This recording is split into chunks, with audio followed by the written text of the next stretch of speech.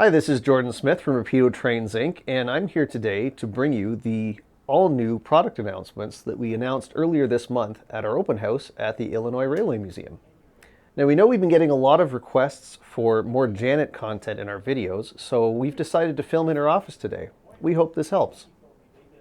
First off, we've got a really exciting all-new diesel locomotive announcement, which should be very popular with modelers in the Chicago area, and that is the EMD F40PHM-2 Winnebago commuter locomotives.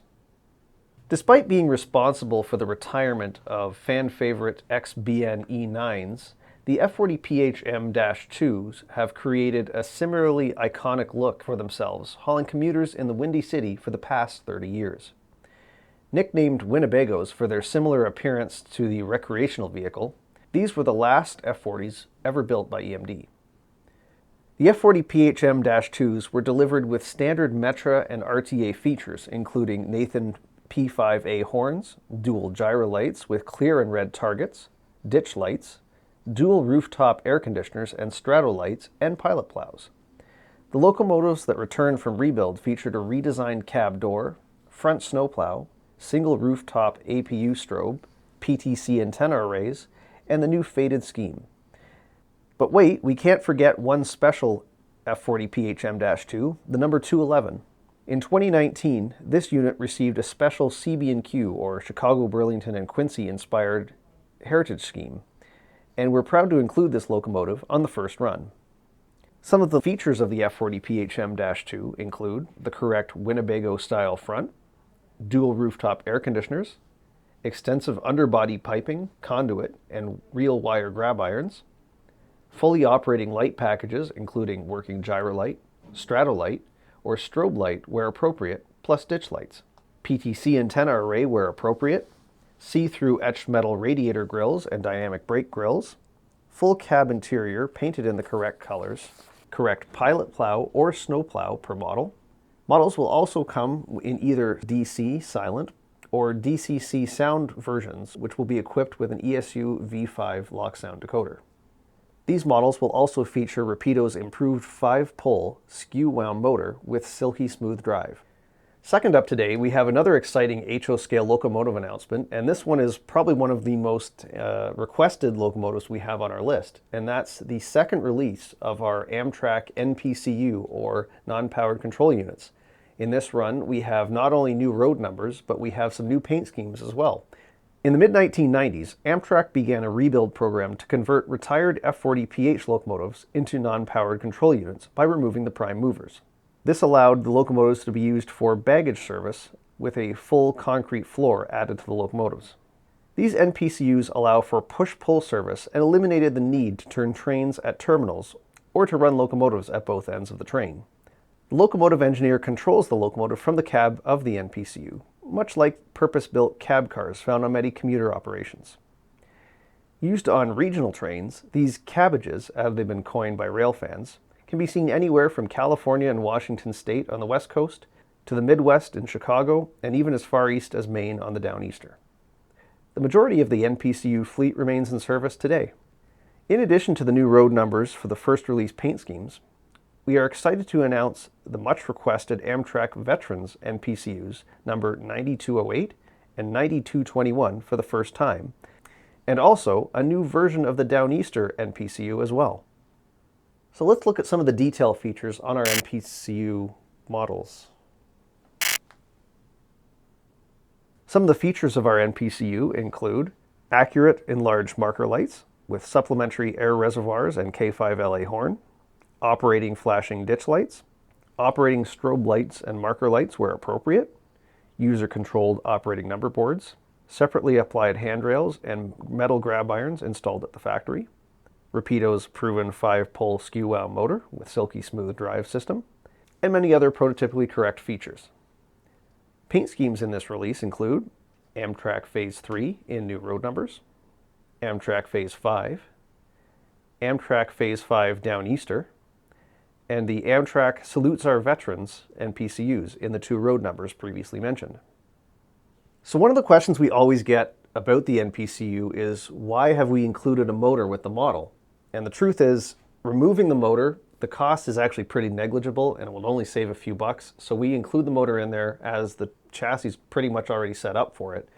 And that gives you, if you're running a long train, that gives you just a bit of extra power to operate your passenger trains at prototypical speeds. And if you really don't like the motor being in there, if you've got some modeling skill, you can probably just remove it after just a few minutes of poking around with the model if you really like to. So that's a look at our two HO scale announcements. Why don't we take a look at the N scale announcements next? You again, what are you doing here? I am the N scale entity around here. I am the captain now. I am the one who knocks. I am the walrus. Cuckoo. Choo. Sorry, I'm having a glitch where I'm mixing up my pop culture references. Okay, if you'd like to do the N scale announcements, they're all yours. Why don't you take it away? Oh, I will. Now be gone. I banish you to the land of wind and ghosts. So I'm going to keep this brief because it takes a long time to edit myself like this. So first up, remember the 5820 hopper we did in AHO scale? Well, it just got N-ified.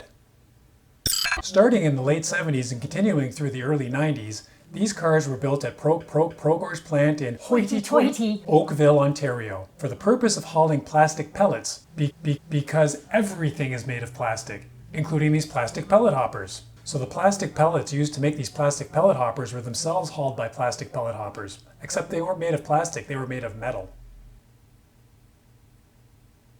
So as you can see in the samples, we've spared no expense and given them the full detail treatment.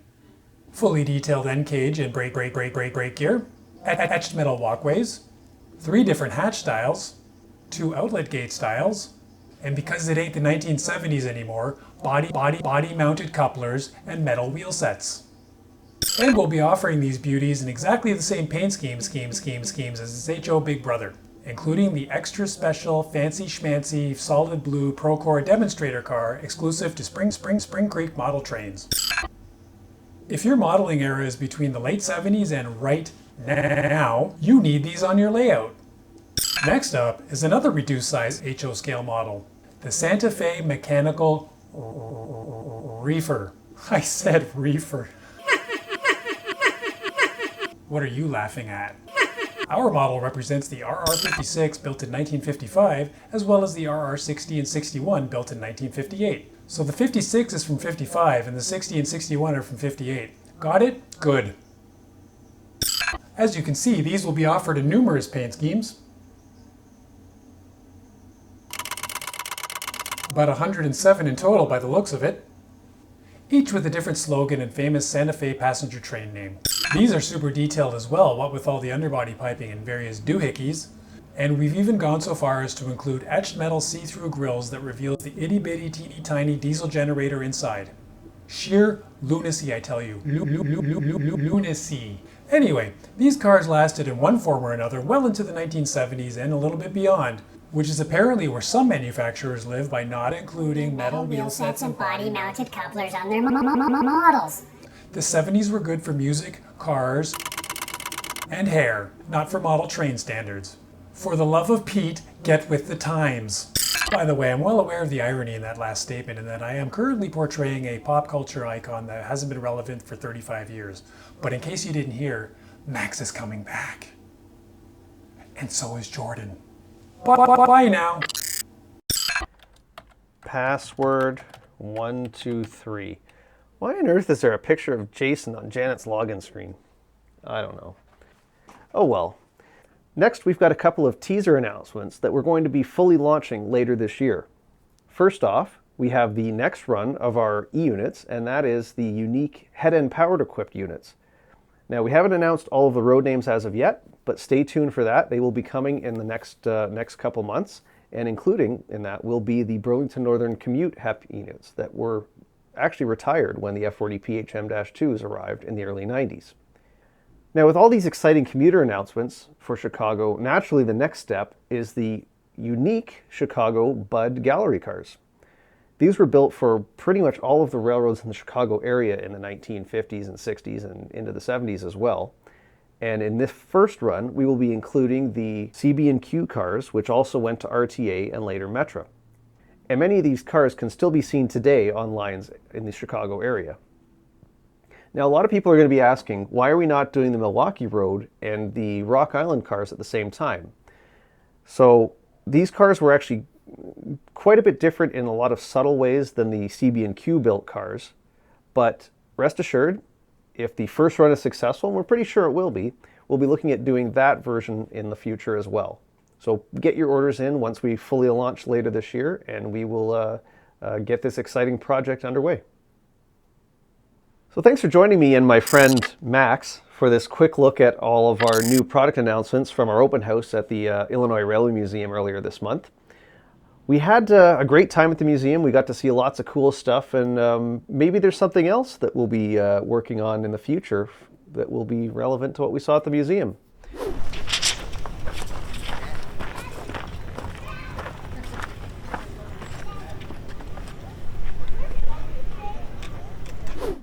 So stay tuned for that. Thanks for joining us, and we'll see you next time for the next product launch video. Take care now.